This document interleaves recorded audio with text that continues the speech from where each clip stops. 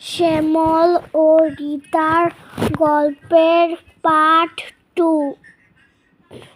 শ্যামল ও রীতা মানে শ্যামলের আগের যুগের নানি খুবই অদ্ভুত দেখতে আছে। শ্যামল তার আগের যুগের নানির বাড়ি, তার বউ গেল অফিসে। সেও অফিসে যাওয়ার পথেই তার সাথে একটি ভয়ানক ঘটনা ঘটে।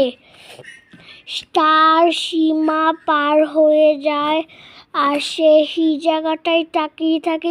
জায়গায় তার নানুর ছবি দিয়ে আছে, মানে রীতার আর কি।